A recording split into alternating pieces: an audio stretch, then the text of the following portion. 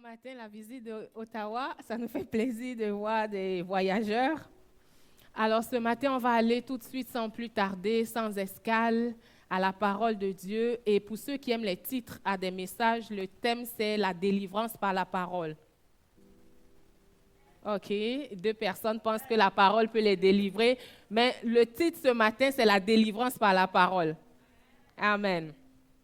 Alors, est-ce qu'on peut élever la voix en 20 secondes, hein, et demander à Dieu, Seigneur, ce matin, que je fasse une rencontre avec ta parole, que je puisse rencontrer, Seigneur, que je ne ressorte pas de ce temps-là tel que je suis venu. Donc, élève ta voix et demande à Dieu de te faire rencontrer sa parole d'une manière inhabituelle, de faire un face-à-face. Seigneur, merci. Ce matin, nous ouvrons tout ce que nous sommes, tout ce qui est de nous, Seigneur, et nous recevons une révélation au-delà de ce qu'on a déjà lu pendant des années, Père, ce matin, qui est un face-à-face, une rencontre, un déclic, un changement, que des joues tombent, que des voiles se déchirent, que des écailles tombent, Seigneur, ce matin, dans le nom de Jésus. Amen. Alors, la Bible dit, déjà dans Psaume 107, il envoya sa parole et les guérit, et les délivra, et les restaura, et ce que vous voulez que la parole fasse pour vous. Et la plupart du temps, je pense que c'était dimanche dernier et le dimanche d'avant, on est dans cette série-là où on parle de délivrance. Délivrance, et moi, je ne sais pas pour vous, mais la première fois que j'ai entendu délivrance, quand je suis devenue chrétienne, j'ai tout de suite pensé à des manifestations, vous savez, les gens qui bougent, qui tombent et puis qui bousculent des chaises. Et puis donc, j'ai pensé à ça, délivrance. Mais laissez-moi vous dire qu'il y a un autre niveau de délivrance qui est plus durable, plus stable et souvent négligé, qui est la délivrance par la parole de Dieu. La délivrance par la parole de Dieu. Et ce matin, on va voir comment la parole de Dieu nous délivre.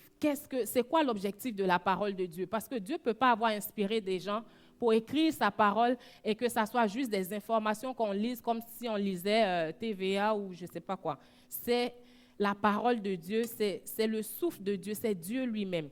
Donc, aujourd'hui, si tu as besoin de délivrance, si tu as besoin d'être complètement libre, pas une liberté conditionnelle.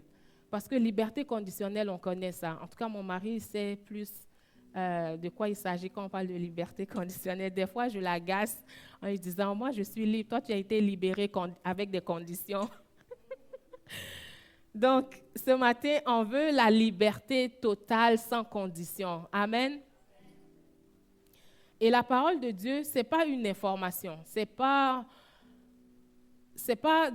quelque chose qu'on va lire juste pour paraître spirituel ou pour cocher une case mentale pour dire aujourd'hui j'ai lu ma parole, j'ai ouvert la Bible, donc on ne peut rien. Non, c'est plus que ça. La parole de Dieu est plus qu'une information. C'est l'instrument de Dieu.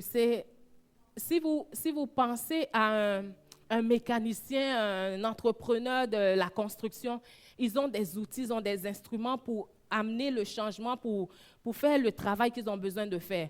Et Dieu, imaginez-le en entrepreneur général de votre vie. Il a une ceinture avec des instruments. Quand il sort je ne sais pas sa scie, ou sa clé à molette, c'est la parole de Dieu, c'est l'instrument par lequel Dieu opère le changement qu'il doit opérer dans ta vie. C'est l'instrument par lequel il restaure ta vie. Il amène les changements. On a vu que quand nous on déménage les êtres humains, on fait la peinture, on change les serrures, on rénove. Mais quand Dieu arrive dans ta vie, Dieu il ne peut pas habiter dans les conditions que ta vie représente dans l'état des lieux. Il faut qu'il fasse des changements. Et ces changements-là arrivent par la parole de Dieu, sa parole.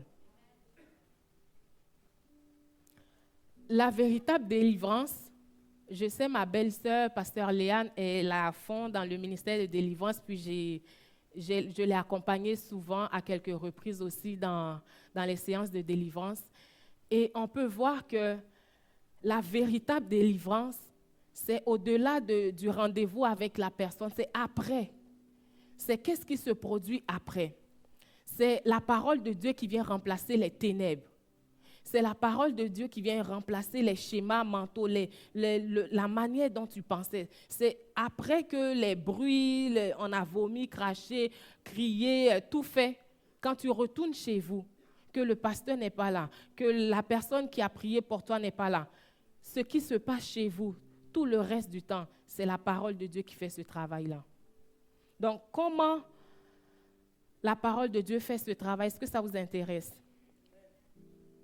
Alors, comme je disais, avant qu'il y ait la délivrance physique, avant qu'il y ait des manifestations externes qu'on peut voir, qu'on peut toucher, qu'on peut attester, il faut qu'il y ait une délivrance aussi intérieure. Puis cette délivrance intérieure se produit quand la parole de Dieu trouve sa place. Trouve sa place. Et la parole de Dieu, c'est quoi? Quel est son objectif dans vos vies? C'est tes pensées. Elle vise tes pensées.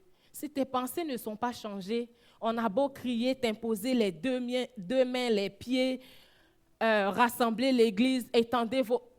Si on a tout fait ça, ça a son effet, mais tant qu'à l'intérieur, il ne se produit pas un changement, le reste là, c'est comme si tu mettais du glaçage sur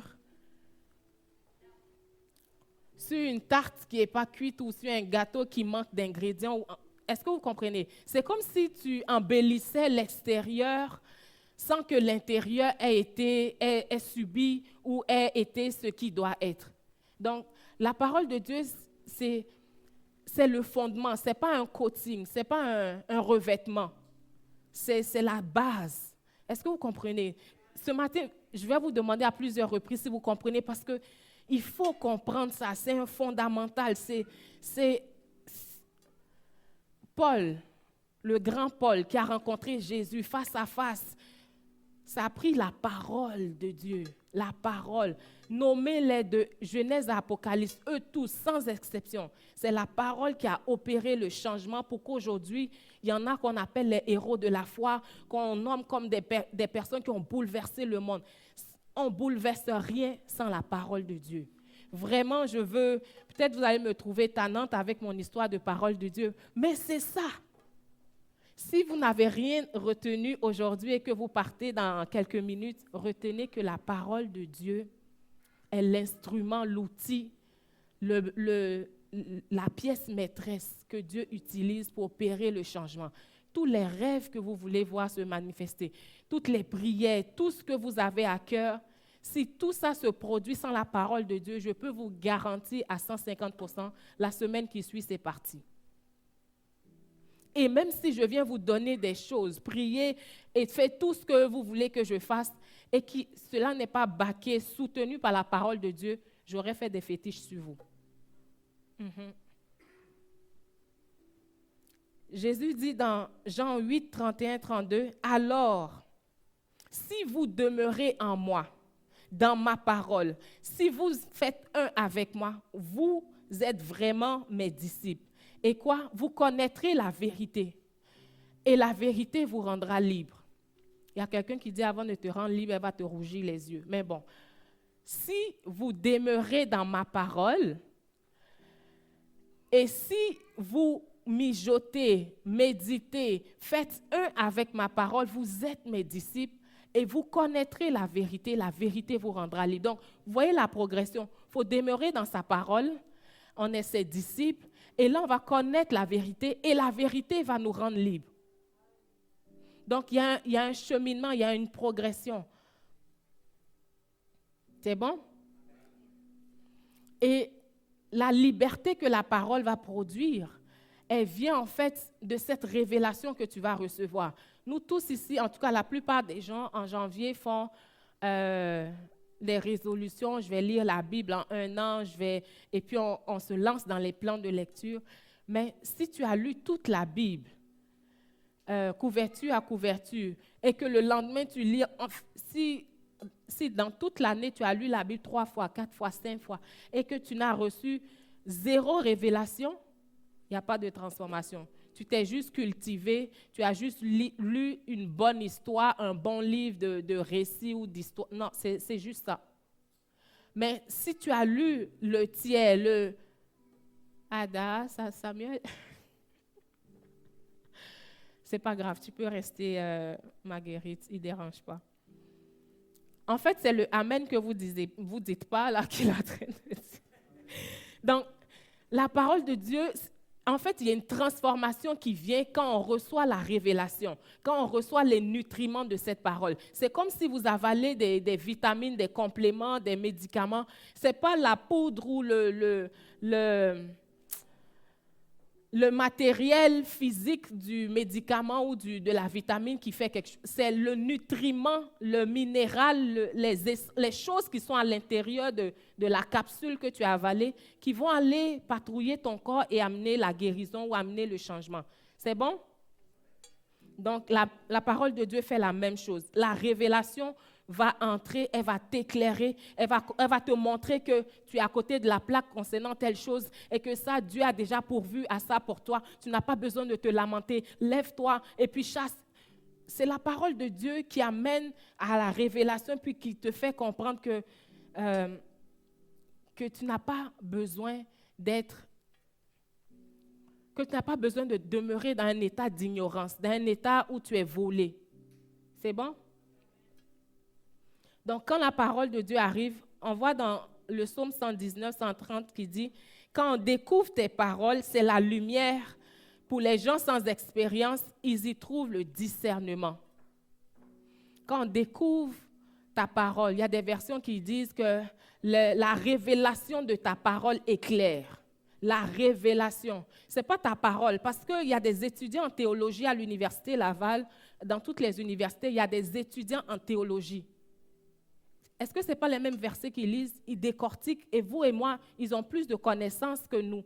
Mais qu'est-ce qui fait la différence? La révélation, l'Esprit de Dieu qui amène un verset banal, un verset qu'on a toujours lu, un verset qu'on a entendu, qui est passé, qu'on a chanté, à une révélation qui fait qu'on change d'état, on change de statut, on progresse, des ténèbres, on passe à la lumière, de faible, on devient fort, d'ignorant, on devient savant. Et puis, on sait que Dieu a déjà pourvu à ça. Donc, la parole de Dieu. Et j'aimerais de toutes mes forces qu'aujourd'hui, quelqu'un prenne la résolution, que même si tu banalisais, tu trivialises, c'est banaliser, c'est ça?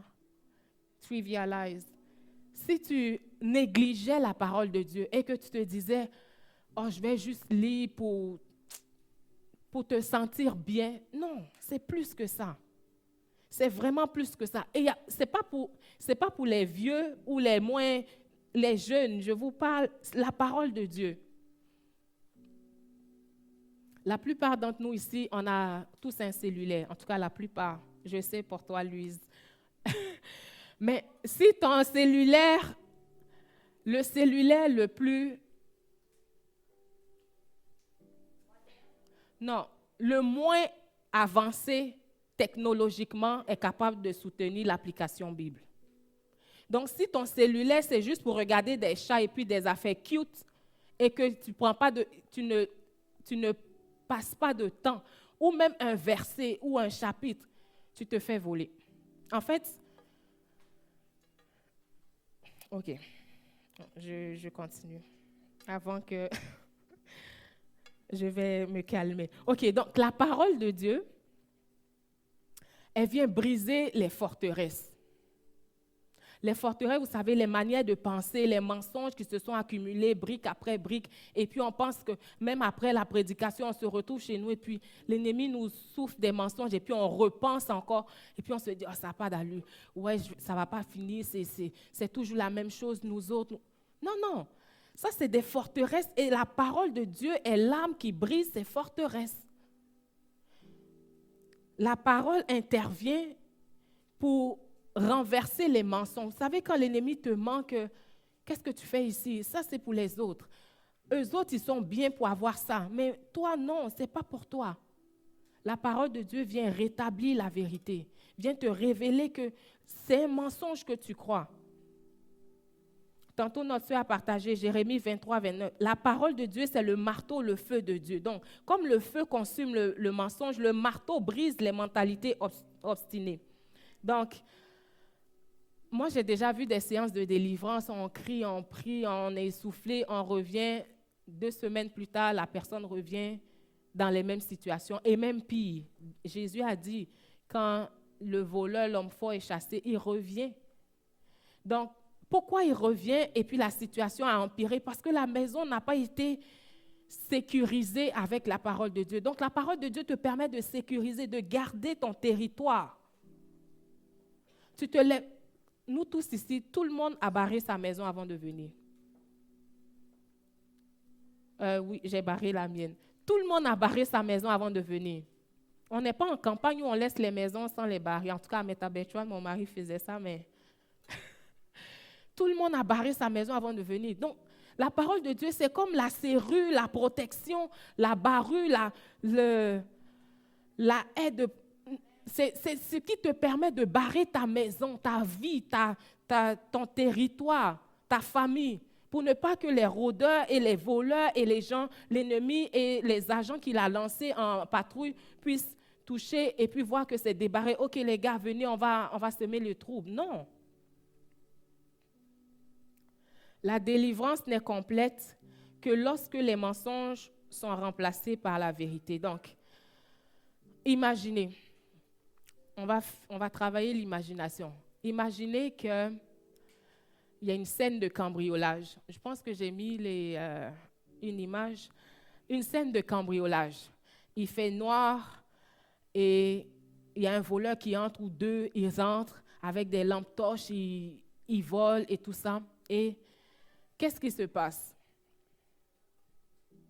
Quand tu entends que les choses sont en train de se casser dans la maison, tout de suite, nous ici au Canada, on a le 911. 911. Tu prends ton téléphone, tu appelles la police, n'est-ce pas? Tu n'appelles pas le pasteur, tu appelles la police. Parce que le pasteur ne peut pas t'aider là. Tu appelles la police et la police arrive. Mais quand la police arrive, qu'est-ce qu'elle fait? Elle va attraper le voleur, l'enchaîner, ou si le voleur est resté assez longtemps et puis qu'il n'est pas peureux, et puis qu'il est resté assez longtemps pour que la police arrive, la police l'attrape. La police l'amène. En fait, quand la police entre pour l'attraper, elle allume la lumière. Donc, imaginez que le pasteur ou la personne que vous appelez pour une séance de délivrance, c'est la police. Il se passe des choses dans votre vie.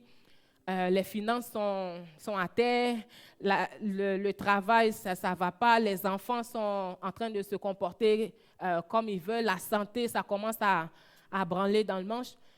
Et tu appelles la police, tu appelles le pasteur, tu appelles la sœur, elle prie pour toi, elle allume la lumière et puis on arrête le voleur ou il s'échappe.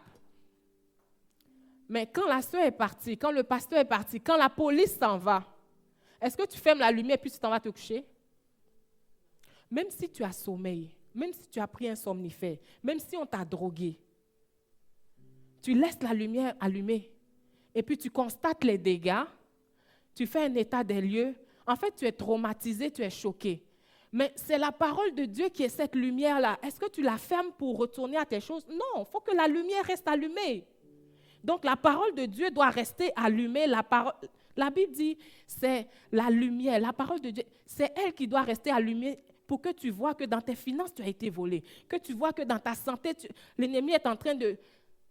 C'est la lumière qui doit rester allumée. Mais trop souvent, les chrétiens, quand la police arrive, on attrape le voleur, on le jette en prison, on ferme la lumière, puis on retourne. Mais tout ce qui est cassé, qui s'occupe de ça? Donc, c'est ta responsabilité, c'est ma responsabilité de s'assurer que le ménage est fait, qu'on a balayé, on a constaté qu'est-ce qu'il a volé, qu'est-ce qu'il a cassé. Il m'a volé dans ma santé, il m'a volé dans mon travail, mes finances aussi, il est attaqué. On constate tout et puis on fait le ménage, on garde la lumière allumée. Si on n'avait pas barré la porte, on barre la porte. Si on avait laissé des fenêtres ouvertes, des places, des endroits d'accès aux voleurs, on commence à les fermer. Mais c'est la parole de Dieu qui t'équipe pour que tu puisses faire ce travail-là. Parce que tu ne dis pas à la police, enfin, ça dépend des moyens. Si tu as les moyens de t'embaucher un policier 24 heures sur 7, là, tu n'as pas besoin de la lumière. Ton policier est là. Mais en tout cas, pour moi j'ai ma parole, Je vais dire aux policiers, tu peux rentrer chez vous, je m'occupe du reste. Amen. Donc, pense à ta vie. Pense à toutes les situations où l'ennemi, où il se passe, il y a un cambriolage. Ou peut-être ils sont partis, où il y a les voleurs, là, il y a toujours un qui est plus gourmand que l'autre. Il va dire, attends, je prends le dernier truc. S'il y a un dernier truc qui est en train de partir, laisse la lumière allumée et occupe-toi de faire le ménage avec la parole. Équipe-toi avec la parole. Amen. Donc, on va voir les endroits, les sphères où la parole de Dieu amène la délivrance. C'est dans quoi que la parole de Dieu peut me délivrer? Ça vous intéresse? Donc, premièrement, la parole de Dieu nous délivre. Le premier aspect, c'est de l'ignorance. L'ignorance. Si tout de suite je vous dis que le gouvernement a voté une loi, est sortie le 3 mars, qu'il y a un chèque de 1 290 $ pour nous tous ici. Je viens de vous dire. Je pense qu'il y a des gens qui ne vont pas attendre la fin du service pour aller réclamer leur chèque. Mais oui, nous tous, on veut l'enveloppe brune du gouvernement. Là, on aime quand on vérifie les enveloppes, on commence par la brune, la marron clair. Mais quand tu ne sais pas, Osée 4 a dit quoi? Mon peuple périt faute de connaissance. Donc, la parole de Dieu va t'ouvrir les yeux, va te dire, écoute, la situation que tu es en train de vivre, c'est vrai que ta tante a vécu, ton oncle, puis tes frères auparavant, et puis tu vois qu'elle s'approche de toi. Tu n'as pas besoin de la vivre. Tu n'as pas besoin de subir ça. Voici ma parole a pourvu que les malédictions. Christ s'est fait malédiction. Que son sang a coulé à la croix. Et que par ces meurtrissures, on a appris que l'évangile, c'est déjà passé, ça a déjà été accompli. Donc maintenant, tu dois t'approprier. Mais tu t'appropries comment si tu ne sais pas? Donc la parole de Dieu est là pour t'éclairer, pour te dire, allô, il y a un chèque qui t'attend. Et deuxièmement, la parole de Dieu nous délivre de quoi? Des schémas pécheurs. Des fois, on a tendance, et puis la plupart du temps, à aimer les choses qui vont nous détruire. Les péchés vont prendre racine. On commence à voler, après on commence à mentir pour couvrir le vol, après on commence à amener 2-3 personnes dans les choses pour gang up, pour faire coalition, c'est ça? Pour augmenter le niveau de péché. Non, la parole de Dieu vient te dire, tu n'as pas besoin de voler. Que ça, c'est contraire à ce que je suis, à ma nature. Tu ne peux pas voler. Tu es le fils d'un roi. Tu ne peux pas voler. Tu ne peux pas mentir.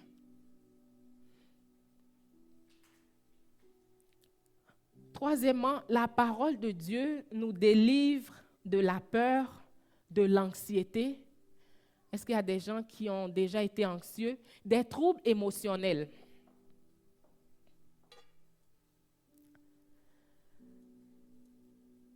Je pense que le mois de juin, en tout cas si ma mémoire est bonne, mai ou juin, ça a été déclaré le mois de la santé émotionnelle ou santé mentale.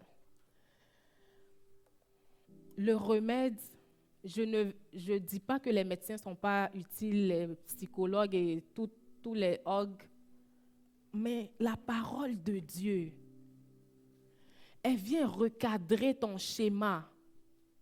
Quand tu te lèves le matin et puis, même si c'est 2 versets ou si c'est 1 verset que tu as médité, que tu as déclaré sur toi, que tu as pris du temps pour comprendre, que le Saint-Esprit t'a révélé, que sa bannière sur toi, c'est l'amour, qu'il t'a greffé et qu'il t'aime d'un amour inconditionnel. Quand tu finis de baigner dans une atmosphère comme ça, quelle que soit la vague émotionnelle sur laquelle tu surfais, tu dis non, peace be still. La tempête, les vagues émotionnelles doivent se calmer parce que tu sais, que tu as lu et que celui qui t'a fait la promesse, il est fidèle. Si quelqu'un a déjà brisé une de ses promesses, quand il fait une autre promesse, on commence à douter un peu qu'il fasse la même chose qu'il a fait dans le passé. Si quelqu'un a déjà rompu une promesse, si par exemple, un politicien, on ne va pas dire qui, a déjà rompu une promesse électorale, est-ce que la prochaine fois qu'il vient vous promettre encore de voter pour lui, est-ce que vous allez voter? Non. Est-ce que Dieu a déjà rompu une promesse? Donc, la prochaine fois que vous lisez un verset biblique et qui vous dit que je t'ai guéri, pas même trissure, tu as déjà été guéri, et que je pourvois à tous tes besoins. Ce n'est pas selon des jardins ou CIBC, mais selon ma richesse. Est-ce que quand il te dit ça, tu doutes? Ou bien, en fait, Dieu a déjà une historique qui parle pour lui. Quand on retrace l'histoire, on peut faire confiance que ça fait des siècles que le gars, il tient sa parole. Come on. Est-ce que, moi, honnêtement, quand j'étais dans la dèche de Dèche à Ottawa, et que le découragement voulait s'installer, je m'assois et je me parle. Puis je dis, mais écoute Valérie, attends, est-ce que Dieu a déjà manqué à sa promesse? Et puis je me réponds. Quand ma coloc me trouvait comme ça, je lui ai dit, tu peux aller prendre une marche parce que tu vas trouver ça bizarre. Je me parle et je me réponds, je me reprends. Parce que des fois c'est nécessaire. Parce qu'on est trop pressé, non. Assis-toi, parle-toi, réponds-toi, reprends-toi, repens-toi. Et je me parle. Est-ce que Dieu a déjà menti à quelqu'un? Non. De Genèse à Apocalypse, est-ce que Dieu a déjà failli à sa promesse? Non. Donc pourquoi tu penses qu'il commence par toi? Et là, juste par ce dialogue, je vous dis, ma foi skyrocket. C'est ma foi, je dis non. Dieu a une réputation à préserver. Dieu a une réputation à préserver. Donc, il ne commencera pas à être infidèle, à manquer à ses promesses, à être limité, Non, il ne peut pas commencer par toi. Il a déjà fait ça dans le passé, il va le faire dans le futur. Même si dans ta vie, tu dis, il ne s'est rien passé à date, quand je regarde, OK, dans ma vie, dans la vie de ton voisin, il y a tellement de preuves, de témoins, de gens qui peuvent attester de la fidélité de Dieu que tu ne peux pas, ça devrait t'encourager à ne jamais douter. Oui, le découragement va essayer, mais le découragement, quand il arrive, il faut qu'il te trouve avec ta parole. Et si ta parole n'est pas, la Bible dit dans Deutéronome que la parole est près de toi. Elle est dans ta bouche. Nous tous qui avons un cellulaire, la parole est près de toi. Elle est dans ta poche, elle est dans ta bouche. Moi, ma parole, quand j'avais une colocataire, ma parole était dans ma chambre. Mais maintenant que je n'ai pas de coloc, ma parole est partout, sur le frigidaire, le miroir, le téléphone, la table. La parole doit... En fait, il ne devrait pas avoir d'excuses pour ne pas avoir la parole partout. Et je vais vous donner un truc.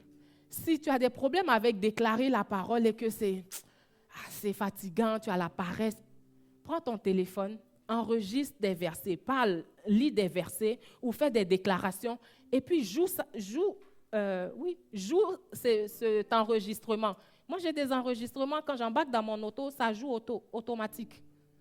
Comme ça, même si j'ai la paresse, même si mes situations essaient de me museler, il y a une Valérie qui joue dans... Les versets sont imprimés, même si je veux... Non, pas de choix. La parole est là. Donc, on va aller plus... J'espère que je ne vous endors pas. Ceux qui dorment, je m'en viens vers vous au nom de Jésus. Amen. La parole nous délivre des mensonges de l'ennemi. La parole nous délivre des mensonges de l'ennemi. Et l'autre chose qu'elle fait, c'est quoi? Elle nous délivre des schémas générationnels. Nous tous, nous sommes issus d'une famille. Des fois, on va dire, oh, chez vous, l'hypertension est en liberté totale. ou il y a telle maladie, les choses qui courent dans nos familles. Mais que ça court, que ça... Non, non. À mon niveau, arrivé à moi, tu t'arrêtes, c'est ton terminus. Mais c'est la parole de Dieu qui va t'équiper pour que tu saches que tu es une nouvelle créature en Christ. Les choses anciennes, les choses générationnelles, les choses qui se promenaient, les choses qui étaient en liberté, qui n'étaient même pas menacées, s'arrêtent là.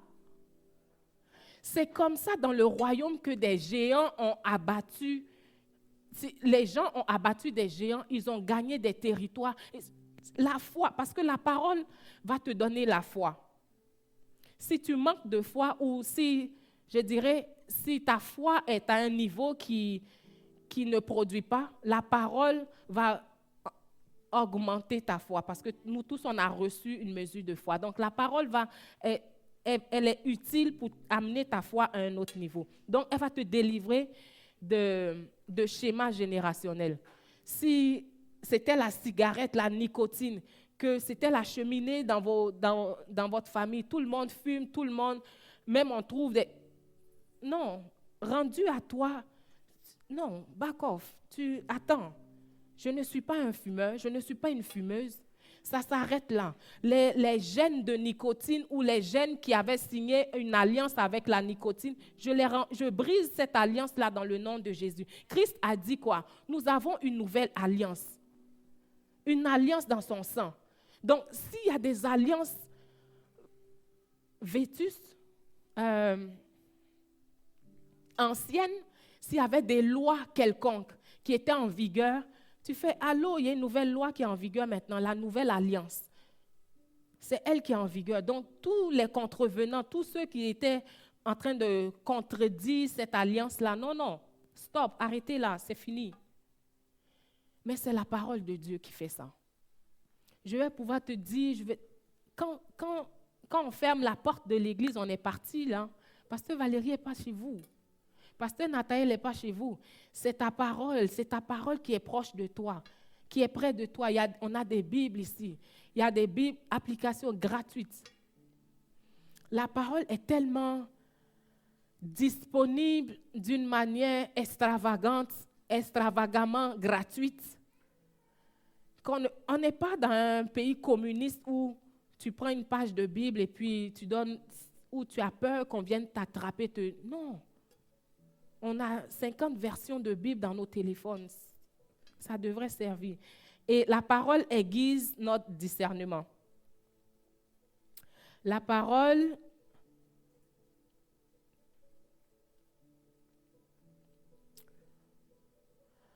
pourquoi la parole de Dieu a un impact ou opère une délivrance qui est plus stable, plus permanente, plus durable? C'est parce que elle te donne la structure intérieure. La parole de Dieu va te permettre d'être stable, structuré. Quand bien même quelque chose vacille autour de toi et que quelqu'un a dit quelque chose qui est off, qui est un peu à côté de la plaque, tu reviens à cette parole-là parce que c'est elle qui ne change pas. C'est elle qui va t'équiper. Quand tu ne sais pas comment le voleur fait pour t'attaquer, chaque mois, c'est toi que il y a des attaques sur tes finances ou bien ta santé, des problèmes ou quoi que ce soit.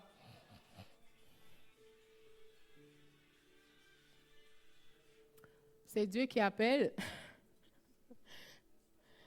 Donc, pourquoi le ministère de la parole est plus stable, plus durable?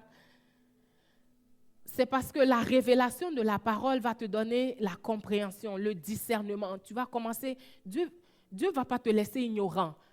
En fait, l'ennemi ne va pas t'attaquer tous les jours par la même porte. À un moment donné, ça va cliquer. Mais c'est la parole de Dieu à laquelle tu t'exposes tous les jours, le plus souvent possible. Et la révélation qui va venir, Dieu va t'éclairer pour dire, écoute, il y a telle porte qui n'est pas fermée. Il y a tel accès que tu donnes. Tu dois te séparer de telle personne parce que c'est une mauvaise influence. Et pendant que tu marches avec... C'est la parole de Dieu qui va commencer à allumer des spots pour que tu vois le chemin sur lequel tu es en train d'avancer. Elle va t'éclairer afin que tu ne tombes plus dans les mêmes panneaux. Ton ennemi ne peut pas t'attaquer Pendant 5 ans, de la même manière, c'était finance tous les 2 mois. En tout cas, moi, concernant mes enfants, je ne vais pas permettre qu'ils tombent dans le même trou pendant 1 année ou pendant 1 semaine. Après une première chute, c'est sûr, je bouche le trou. Vous pensez que Dieu va vous laisser toujours tomber dans le même panneau, être aux prises avec les mêmes choses, si tu n'as pas pris la parole de Dieu et t'approprier cette parole?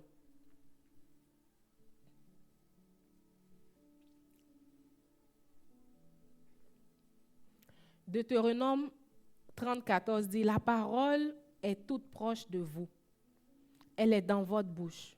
Elle est dans votre cœur pour que vous l'appliquiez. Elle est dans votre bouche, elle est dans votre cœur pour que vous l'appliquiez. Parce que si tu la lis, elle est belle, tu la décores, tu la partages et puis tu passes à autre chose parce que tu as coché une case mentale qu'aujourd'hui j'ai lu ma Bible, j'ai fait ma BA. Non, nonsense. Il faut, ça peut être, en fait, c'est pas un marathon.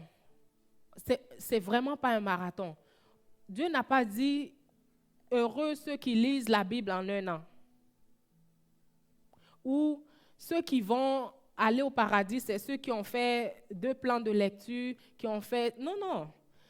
La quantité que tu peux avoir, il faut qu'il y ait une révélation qui soit issue de cette quantité, de la parole que tu lis. Et cette révélation, la connaissance, c'est elle qui va te rendre libre. Donc, la plupart des croyants qui retombent dans l'esclavage, c'est parce que le discernement a été… Ils ont manqué de discernement à un moment donné. Mais c'est la parole de Dieu qui aiguise ton discernement. Quand tu vas baigner là-dedans, mijoter, le verset où la parole va revenir et tu vas voir qu'à l'approche d'une situation, il y a un verset qui va te revenir, il y a une pensée. Laissons verser. Il y a une pensée qui va te revenir, une idée va te venir. Et tu vas voir que la dernière fois quand je méditais, oui, c'était la même chose, où il y a un verset qui…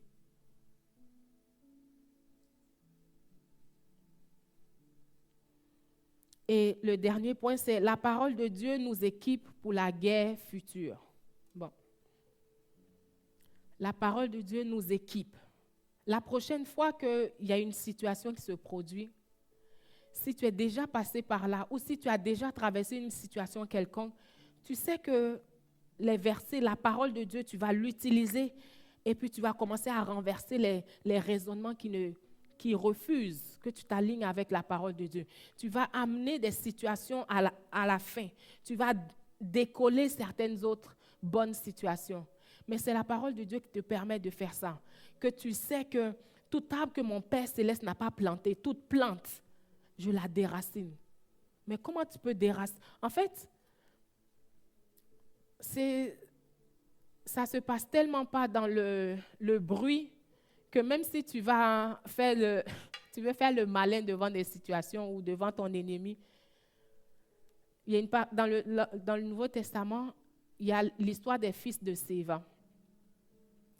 Ils sont allés essayer d'opérer la délivrance sur quelqu'un, puis le démon a dit, Paul, je connais, Jésus, je connais, mais vous. Donc, ce n'est pas apprendre des versets par cœur ou lire une quantité de versets. C'est quand tu demeures, comme Jean a dit, demeurer en moi, quand tu demeures en lui, que tu es disciple et que la parole a toute sa place. Tu peux aller en face et contester une situation et challenger un esprit pour lui dire, toi, you pack your loads, get out. Hein? Mais tu ne viens pas contester ton ennemi comme ça et puis il n'y a pas de… Hein, c'est qui te back? On ne trouve pas de parole en toi. Il n'y a rien qui… Non. Donc, on veut vivre selon l'équilibre, selon le rythme de Dieu. On veut être des chrétiens matures, solides. Que quand une situation s'élève, tu ne paniques pas.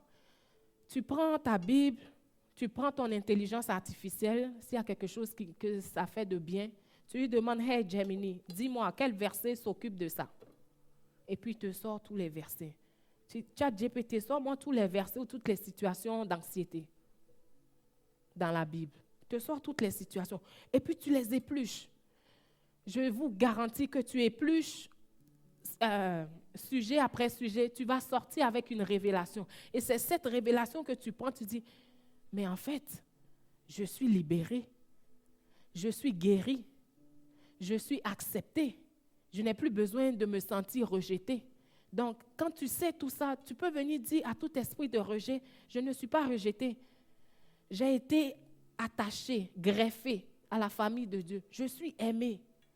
Donc, toutes ces histoires de rejet, les histoires, le manque de faveur, ou quand tu arrives dans une pièce et puis le monde se tasse comme... Non, au nom de Jésus, j'arrête ça.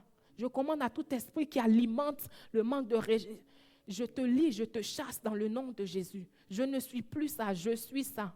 Mais comment tu peux savoir je suis et je ne suis plus quand tu n'es pas en contact avec la parole qui te dit, qui te rappelle? Je suis sûre qu'ils sont mêlés aux médias parce que je ne suis pas, mais... OK, c'est bon. La parole de Dieu nous équipe pour la guerre future. Quand l'ennemi s'avance vers ton fils ou ta fille ou ton parent, même s'ils ne sont pas chrétiens, tu dis, moi, je gère ça. Au nom de Jésus. Tout esprit qui entre... Si ça semble... En fait, même si ton ennemi va chercher des situations et qu'ils font un rassemblement de situations, la parole de Dieu dit quoi? Si ça semble contre moi, cela ne vient pas de Dieu. Et toute langue qui s'élève contre moi, tu condamnes. Donc, même s'il y a un rassemblement de situations, maladie, finances, émotions balancées, débalancées, qui s'assemblent contre moi, cela ne vient pas de Dieu. Tu les épluches. Est-ce que la santé, les émotions, partout, ça vient de Dieu? Non, cela ne vient pas de Dieu. Est-ce que les poches percées, les finances que ça tombe dans le compte, ça disparaît? Non, cela ne vient pas de Dieu. Est-ce que toujours anxieuse, qu'est-ce qui va m'arriver? Est-ce que cela vient de... Non, Ésaïe dit, si ça semble contre moi, cela ne vient pas de Dieu. Donc, ça ressemble à ça. Donc, tout ce qui s'assemble contre moi ne vient pas de Dieu, je refuse.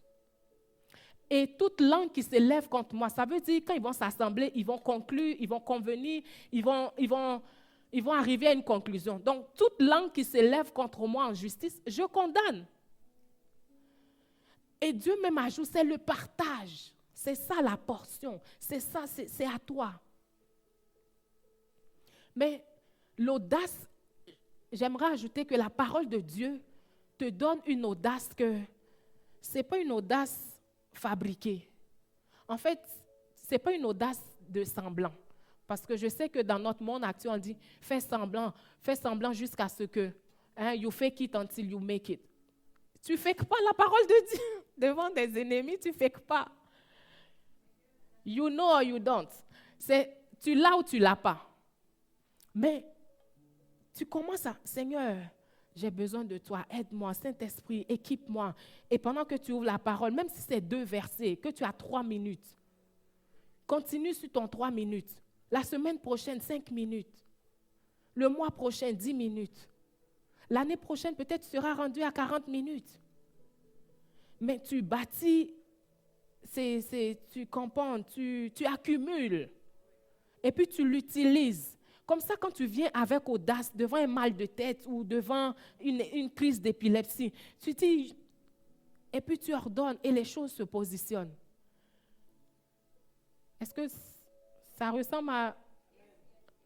Je ne veux pas paraître d'une autre planète, mais on est sur la même planète. Hein?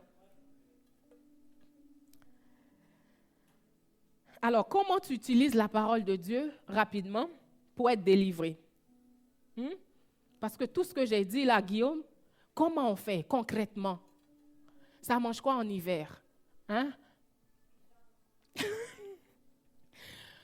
Numéro 1, il faut que tu sois en contact avec cette parole. Donc, tu vas la lire, tu vas la méditer, tu vas la ruminer, tu vas l'écrire, tu vas la poster, parce que maintenant, il faut poster des choses. tu vas la poster. La poster, pas la maler. Hein. Non. C'est tu la postes sur Facebook, Insta, tu la blastes partout. Et puis tu demandes à Dieu, Seigneur, qu'est-ce que tu me révèles? Révèle-moi, qu'est-ce que je dois retirer de cette parole? Jusqu'à ce que la parole quitte la surface pour aller en profondeur, pour changer tes schémas de pensée. C'est bon, Samuel. Tu la médites jour et nuit. Josué 1, on le sait, médite cette parole jour et nuit. Ensuite, tu obéis. Tu ne la lis pas juste pour faire beau, pour plaire au pasteur ou pour que... On va mettre un compteur de versets ou on va mettre un détecteur de paroles. Quand je travaillais à la banque pendant la COVID, c'est moi qui checkais les températures de mes employés. On va mettre un détecteur de paroles à l'entrée. Chaque dimanche, on va commencer à tester ta température de parole est rendue à combien de paroles tu as intégrées cette semaine. Mais tu la médites, tu la rumines et tu obéis. Si la parole de Dieu dit tu ne voleras pas, tu ne voles pas. Tu ne mens pas. En fait, tu n'aggraves pas les choses pour que ça paraisse. Non, ça c'est mentir. Après, tu fais quoi? Tu la confesses. Elle est près de toi, elle est dans ta bouche. Donc, tu la confesses. Si par mégarde ou par ta bouche est fatiguée, tu t'enregistres et puis tu la joues. Si ton téléphone ne peut pas enregistrer, tu l'imprimes et puis tu la mets dans ta poche. En fait, tu te débrouilles. Tu n'as pas d'excuse, tu la confesses. Tu peux te la tatouer. Ce tatouage, je peux vous autoriser. Tu peux, mais tu la confesses. Tu déclares sur toi. La parole, tu la confesses, qu'elle soit constamment. Tu mets les YouTube et puis les vidéos qu'on écoute à longueur de journée. Tu remplaces ça par Bible audio ou parole, tu mets loop, répétition. C'est ça, répétition? Jusqu'à ce que.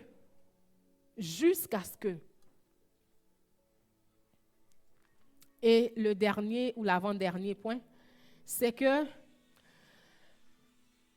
tu l'as pris. Quand tu commences à prier, tu ne viens pas dire au nom de Jésus, je suis millionnaire, j'ai si Jésus. C'est quoi le verset, la parole qui back ce que tu es en train de prier? C'est la parole de Dieu qui dit que nous avons été transférés des ténèbres au royaume du Fils bien-aimé. Donc, tout ce qui est ténébreux, tu dis non, je refuse les ténèbres dans ma vie. J'ai été transféré. Et je ne reviens pas en arrière de ce transfert. J'ai été transféré. C'est la parole de Dieu que tu vas utiliser pour prier et puis briser les choses, renverser. Je vous ai déjà dit, moi j'ai assisté à une réunion spirituelle. J'ai rêvé qu'il y avait une réunion qui se tenait dans un bureau à Ottawa. Puis, j'ai vu des gens autour d'une table et je passais quand j'ai reculé. Et j'ai compris ce jour-là. Je ne peux jamais oublier ça. J'ai demandé, mais Seigneur, qu'est-ce qui se passe ici? Il dit, c'est spirituellement quand on prie, c'est ce qui arrive. C'est comme une réunion qui se tient et chacun, quand tu es absent, il y a des décisions qui se prennent à ton insu. Mais quand tu es présent spirituellement, tu viens dire, je refuse que ça arrive, j'autorise ça. La Bible a dit que je me lève, la gloire de Dieu se lève sur moi. Donc même si les ténèbres couvrent la terre, même si Québec, il y a une grosse panne d'Hydro-Québec, même si les ténèbres couvrent la terre, deep darkness, les ténèbres profondes, sur moi, je ne sais pas pour vous, mais sur moi, la gloire de Dieu se lève. C'est pourquoi, chaque fois, quelles que soient les situations, tu analyses les situations, puis tu dis non, cette situation est passée par la croix. Jésus a déjà tout accompli me concernant. Ça ne peut pas revenir. Tu as été cloué à la croix et tu restes à la croix. Ou tu restes dans le tombeau. non, tu n'as plus besoin, tu peux plus venir me distraire, me fatiguer, me créer des anxiétés. Non. Il y a beaucoup d'anxiété qu'on s'épargnerait si on prierait. Définitivement. Si on priait, si on avait la parole de Dieu dans nos cœurs, dans nos pensées, sur notre bouche, il y a tellement de situations d'anxiété qu'on éviterait, qu'on s'épargnerait, je vous garantis. J'ai quelques versets ici qu'on va projeter et vous allez savoir, après avoir tout fait ça, est-ce que la parole est en train d'avoir un effet sur ta vie? C'est quand tes pensées changent. Quand tes pensées changent.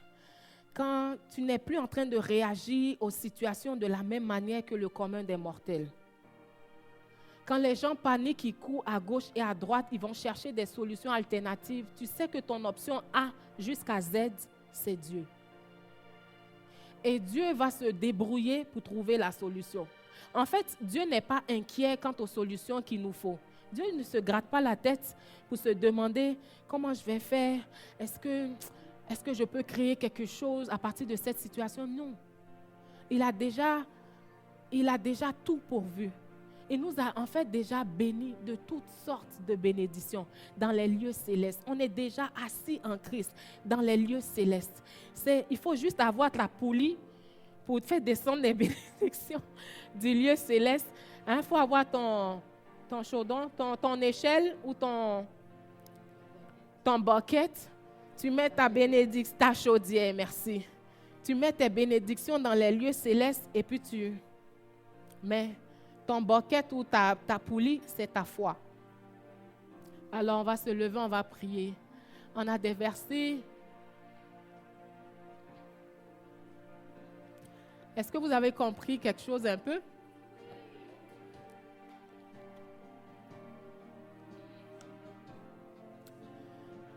Alors, si tu es ici ce matin et que ton niveau de parole, imagine-le comme un niveau d'huile dans une voiture ou un niveau